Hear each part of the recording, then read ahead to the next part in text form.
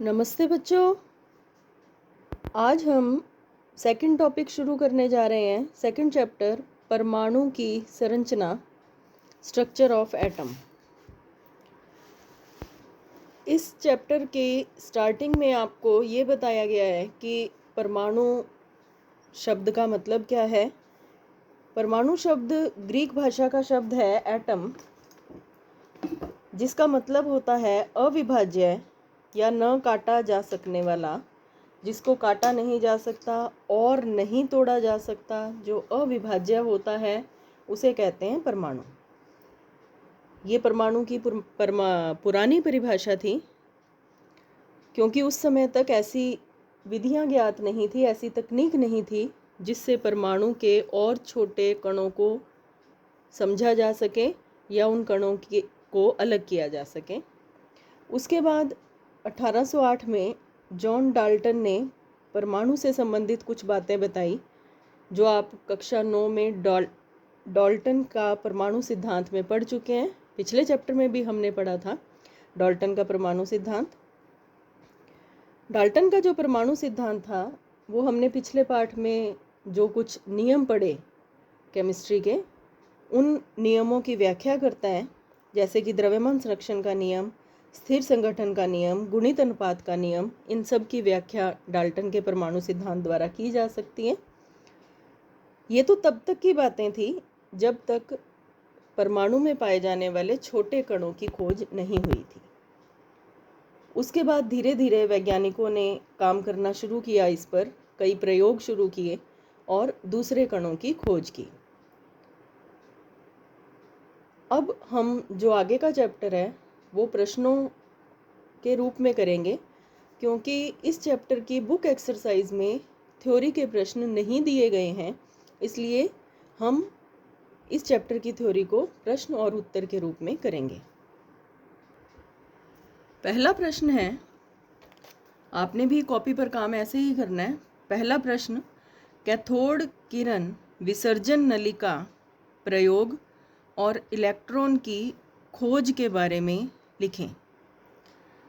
ये प्रश्न कई प्रकार से पूछा जाता है, तो ये दो नाम आपने मुख्य रूप से ध्यान रखने हैं, कैथोड किरण विसर्जन नलिका और इलेक्ट्रॉन की खोज। इनमें से कुछ भी आपसे प्रश्न में पूछ लिया जाए तो उत्तर यही रहेगा।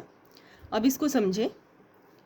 1808 में डाल्टन ने परमाणु सिद्धांत दिया था, मतलब परमाणु की खोज तब तक हो चुकी थी। उसके बाद लगभग 1850 में फैराडे नाम के एक वैज्ञानिक हुए, उन्होंने कैथोड किरण विसर्जन नलिका का प्रयोग किया। अब देखते हैं कि कैथोड किरण विसर्जन नलिका क्या होती है। यह नलिका कठोर कांच की बनी होती है, जिसके दोनों सिरों पर धातु के 2 इलेक्ट्रोड लगे रहते हैं। इलेक्ट्रोड वे उपकरण हैं जिनकी सहायता से विद्युत प्रवाहित की जाती है किसी भी सिस्टम में। वो सेल में भी हो सकते हैं, किसी लिक्विड में डाल करके उनका विद्युत अपघटन किया जाए, वहाँ पर भी हो सकते हैं। आपने 10th क्लास में जल का विद्युत अपघटन पढ़ा था, उसमें 2 इलेक्ट्रोड काम में लिए थे। तो दोनों सिरों पर धातु के 2 इलेक्ट्रोड लगे रहते हैं।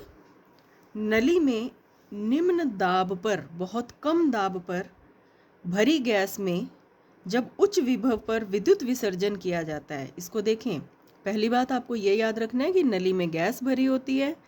दूसरी बात आपको ये याद रखना है कि वह गैस बहुत कम दाब पर भरी होती है। अगली बात आपको ये याद रखनी है कि इलेक्ट्रोड्स की सहायता से जब विद्युत प्रवाहित की जाती है तो वह बहुत उच्च विभव की, ज़्यादा वोल्टेज की विद्युत उसमें प्रवाहित की जाती है। जब करते हैं तो कणों की धारा कैथोड मतलब माइनस इलेक्ट्रोड से एनोड मतलब प्लस धनात्मक इलेक्ट्रोड की तरफ बहती है। तो दोबारा देखें इसको, नली में बहुत कम दाब पर जो गैस भरी होती है, उसमें जब बहुत उच्च विभव की विद्युत विसर्जन करते हैं, मतलब विद्युत प्रवाहित करते हैं, तो कणों की धारा कैथोड माइनस इलेक्ट्रोड से एनोड धनात्मक इलेक्ट्रोड की तरफ बहती है। इनको कहा जाता है, इस कणों की धारा को कहा जाता है कैथोड किरणें। यहाँ पर आपको चित्र बनाना है, आपकी किताब में दे रखा है जो डायग्राम, चित्र 2.1 का मैं आपको वो डायग्राम दिखाती हूँ और हम इस प्रयोग को दोबारा भी समझते हैं। देखें, ये एक कैथोड किरण विसर्जन नलिका है, कांच की बनी हुई नलिका होती है। इसके दोनों सिरों पर 2 धातु की प्लेट्स लगी होती हैं। ये देखिए, ये जो दूसरी हल्के पिंक कलर की शेड आ रही है उस पर आपने ध्यान नहीं देना है, बस यहाँ पर 2 प्लेट्स आपने बना देनी है इस तरह से, एक प्लेट ये और एक प्लेट ये। यहाँ पर देख लें, आपकी किताब में सही कर लेना इसको, थोड़ी सी मिस प्रिंटिंग है। एक प्लेट इधर नीचे देखिए बैटरी लगी हुई है। अब आप ध्यान दें, साधारणतः हम सेल या बैटरी को इस प्रकार 2 डंडों की सहायता से दिखा देते हैं। 2 डंडे दिखाए तो मतलब एक सेल हो गया, और अगर हम ज़्यादा डंडे दिखा देते हैं तो हम उसको बैटरी कह देते हैं।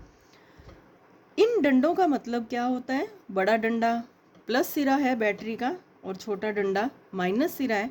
यहाँ पर आप देखिए 6 डंडे लगाए गए हैं, मतलब बहुत पावरफुल बैटरी लगाई गई है। हम इसको उच्च वोल्टता लिख देते हैं। ये जो बड़ा डंडे वाली साइड है ये बैटरी का प्लस सिरा है। आप चाहें तो यहाँ प्लस और माइनस, छोटे डंडे की तरफ माइनस लिख सकते हैं। माइनस सिरे की तरफ जो प्लेट जुड़ी हुई है वो होती है कैथोड, और प्लस सिरे की तरफ जो इलेक्ट्रोड जुड़ी होती है वो होती है एनोड। ये माइनस ये प्लस। यहाँ पर आप देखिए एक छोटा सा रास्ता दिखाया गया है जिस पर लिखा गया है निर्वात पंप को। निर्वात पंप वह उपकरण होता है जो किसी भी स्थान से हवा को खींचने का काम करता है। तो इसके अंदर जो गैस भरी हुई है उस गैस का जो दाब है वो निर्वात पंप की सहायता से नियंत्रित किया जाता है। निर्वात पंप की सहायता से गैस को बाहर निकाल लिया जाता है, और जितनी गैस हम चाहते हैं, जितना प्रेशर या दाब हम चाहते हैं उतना रख लेते हैं। तो निर्वात पंप की सहायता से अंदर गैस का दाब बहुत कम रखा जाता है। प्रयोग में क्या किया गया? अंदर दाब बहुत कम रखा गया। उच्च वोल्टता जब प्रवाहित इसमें विसर्जित की गई, वोल्टता इसमें डाली गई, विद्युत विसर्जन किया गया, तो कणों की धारा कैथोड से एनोड की तरफ बहने लगी। इन कणों की धारा को कहा गया कैथोड किरणें। तो ये इसका प्रयोग था। प्रयोग आपको बता दिया, डायग्राम आपको वहाँ पर बनाना है। अब आगे हम करते हैं इसका अगला भाग, कैथोड किरणों के गुण। कैथोड किरणों के गुण, ये स्वयं नहीं दिखती, अपने आप नहीं दिखेंगी कि बह रही हैं। इन्हें स्फुरदीप्त पदार्थों की उपस्थिति में देखा जा सकता है। स्फुरदीप्त पदार्थ वो होते हैं जिन पर किरणें गिरते ही वो चमकने लगते हैं। इस तरह के पदार्थ का लेप आपके ट्यूबलाइट के अंदर भी किया जाता है, तभी ट्यूबलाइट इतनी ज़्यादा चमकती है। तो कैथोड किरण जो नलिका थी उसमें स्फुरदीप्त पदार्थ का लेप कर दिया गया था, जिसकी वजह से ये किरणें दिख रही थी। कैथोड से एनोड की तरफ गति करती हैं, ये हम पहले भी कर चुके हैं। उसके बाद विद्युत एवं चुंबकीय क्षेत्र की अनुपस्थिति में सीधी रेखा में चलती हैं। मतलब अगर जैसा आपको चित्र में दिखाया बिल्कुल वैसे ही प्रयोग किया जा रहा है तो ये एकदम सीधी चलेंगी कैथोड से एनोड की तरफ। किंतु यदि विद्युत और चुंबकीय क्षेत्र लगा दिया जाए, विद्युत और चुंबकीय क्षेत्र लगाने का मतलब है कि इस नलिका के आसपास या तो कोई बड़ा चुंबक रख दिया जाए या विद्युत क्षेत्र लगा दिया जाए, तो इनका व्यवहार ऐसा होता है जैसे ये ऋण आवेशित कणों की बनी हों। मतलब विद्युत और चुंबकीय क्षेत्र की उपस्थिति में ये माइनस ऋण आवेशित कणों की तरह व्यवहार करती हैं। ये ऋण आवेशित कण कहलाते हैं इलेक्ट्रॉन। तो यहाँ पर आपने एक बात और सीखी कि कैथोड किरणें ऋण आवेशित कणों की बनी होती हैं। उन किरणों को नाम दिया गया इलेक्ट्रॉन। इलेक्ट्रॉन कैथोड किरणों के जो लक्षण होते हैं, इलेक्ट्रॉन या कैथोड किरण एक ही बात हुई। इलेक्ट्रॉन के लक्षण या कैथोड किरणों के लक्षण, इलेक्ट्रोड की धातु हमने जो यूं प्लेट के अंदर दो तरफ, नलिका के अंदर दो तरफ जो प्लेट्स लगाई थी जिनको हमने इलेक्ट्रोड कहा था, उन इलेक्ट्रोड की धातु पर नहीं निर्भर करते और ना ही उस गैस पर निर्भर करते हैं जो गैस इसमें भरी गई थी। तो इस प्रकार से इलेक्ट्रॉन या कैथोड किरणों के जो लक्षण हैं वो इलेक्ट्रोड की धातु या नली में भरी गैस पर निर्भर नहीं करते। अर्थात इलेक्ट्रॉन सभी परमाणुओं का मूल कण होते हैं। जितने भी परमाणु, हम किसी भी तरह की गैस ले लें, कोई भी इलेक्ट्रोड ले लें, इलेक्ट्रॉन एक जैसे होंगे, कैथोड किरणें एक जैसी होंगी। तो हर परमाणु में एक जैसे इलेक्ट्रॉन पाए जाते हैं। तो इलेक्ट्रॉन सभी परमाणुओं के मूल कण होते हैं। ये हो गया पहला प्रश्न, कैथोड विसर्जन नली का प्रयोग और इलेक्ट्रॉन की खोज। ये लगभग 1850 के आसपास किया गया था। देखिए बच्चों, जब इलेक्ट्रॉन की खोज हो गई, लगभग 1800 सन के आसपास, 1808 के आसपास तक परमाणु की खोज पूरी तरह हो गई थी। 1850 के आसपास फैराडे ने विद्युत विसर्जन नली का प्रयोग से इलेक्ट्रॉन की खोज की। पता चल गया भाई परमाणुओं के अंदर इलेक्ट्रॉन होते हैं। तो इलेक्ट्रॉन के बारे में जानने की इच्छा बढ़ी वैज्ञानिकों की। इलेक्ट्रॉन के बारे में अलग अलग बातें वैज्ञानिक जानना चाहते थे। तो इलेक्ट्रॉन से संबंधित 3 मुख्य वैल्यूज़ हैं जो आपको याद रखनी चाहिए, और वो हम दूसरे प्रश्न में करेंगे। दूसरा प्रश्न हमने किया है इलेक्ट्रॉन का आवेश द्रव्यमान अनुपात, इलेक्ट्रॉन पर आवेश और इलेक्ट्रॉन पर द्रव्यमान, इनके मान लिखने हैं आपने। फर्स्ट है इलेक्ट्रॉन का आवेश द्रव्यमान अनुपात। आवेश को हम E से शो करते हैं, द्रव्यमान को हम M, सिंपली द्रव्यमान को M से शो करते हैं क्योंकि ये इलेक्ट्रॉन का द्रव्यमान है, इसलिए हम इसे ME से शो करते हैं। तो इलेक्ट्रॉन द्रव्यमान अनुपात का सिंबल रहेगा, प्रतीक रहेगा E/ME, और इसका मान आप याद रखें 1.75882 गुणा 10⁻11 कूलाम प्रति किलोग्राम। फिर से देखें, इसको आपने याद करना है अच्छी तरह से। 1.75882 गुणा 10⁻11 कूलाम प्रति किलोग्राम आपकी बुक में दे रखा है। वहीं से मैंने इस प्रश्न को लेकर के आपको ये उत्तर लिखवाया है। यह मान जे थॉमसन द्वारा दिया गया और कैथोड किरण नलिका द्वारा ही ज्ञात किया गया। जो पीछे हमने कैथोड किरण नलिका प्रयोग किया था, विसर्जन नलिका, उसी प्रयोग को दोबारा किया थॉमसन ने, और वहाँ से उस प्रयोग की सहायता से उसमें काफ़ी सारे उन्होंने चेंजेस किए, कुछ और प्रयोग किए, नए प्रयोग किए, और फिर उन्होंने मान निकाला E/ME, इलेक्ट्रॉन आवेश द्रव्यमान अनुपात। उसकी वैल्यू आपके सामने है।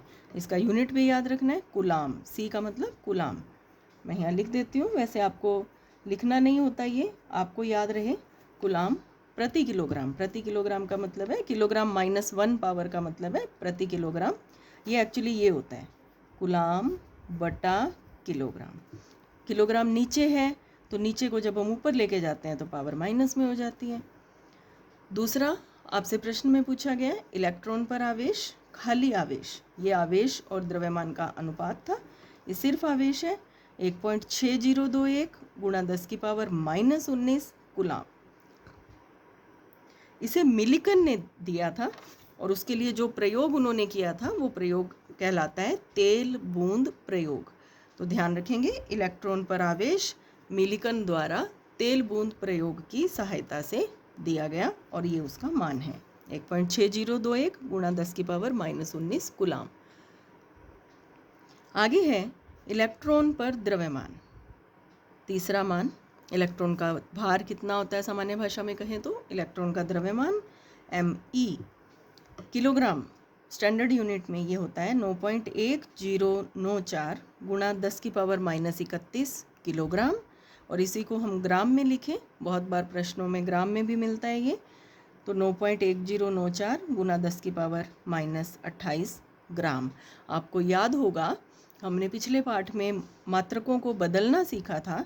तो किलोग्राम को जब हमें ग्राम में बदलना होता है तो हम 10⁻3 से गुणा करते हैं, +3 से। तो -31 को जब 10⁻3 से गुणा करेंगे तो 10⁻−28 ग्राम आ जाएगा। अभी तक हमने जो पढ़ा, ये 3 मान आपको बताए। इन 3 मानों पर आधारित 3 न्यूमेरिकल्स आपकी बुक एक्सरसाइज में दे रखे हैं, 2.1, 2.38 और 2.39। आप इनको करने की कोशिश करना, खुद हल करना की कोशिश करना इसको। फिर कल वाली नेक्स्ट वीडियो में मैं आपको इसका हल बताऊंगी, आप उसको चेक कर लेना। Thank you.